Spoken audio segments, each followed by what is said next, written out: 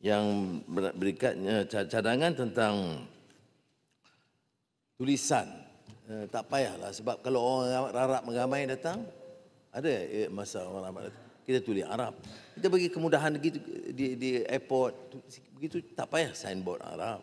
Begitu juga bila orang Cina datang. Bila orang Cina, kita bagi signboard dekat airport untuk membantu mereka, tapi tak perlu kita gunakan signboard dalam bahasa Cina terlalu banyak. Begitu juga orang India banyak, itu pun bahasa lain-lain ya. Tamil pun ada, Hindi pun ada, Urdu pun ada. Jadi bagi saya tak perlu, tidak mendesak. Kan dia datang tak semestinya kan ada signboard dalam tulisan bahasa dia.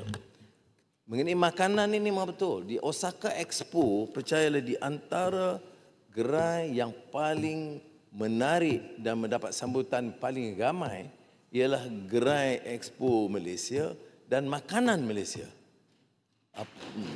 Dan makanan ni termasuk, kalau tanya saya tak tahu, tanya saya yang orang suka sate, orang suka nasi lemak, teh tarik. Kalau saya orang Pulau Pinang, nasi kandar, nasi kandar tak ada di situ.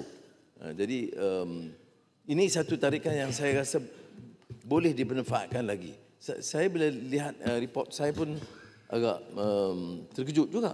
Macam mana boleh orang, termasuk sebahagian besar orang Jepun, dia pergi queue ya, begitu lama hanya nak makan makanan Malaysia, bukan percuma bayar ya, dan tentunya mahal kerana ikut kadar bayaran Jepun. Tapi ini satu perkembangan yang baik yang patut diberi perhatian oleh Kementerian Pelancongan.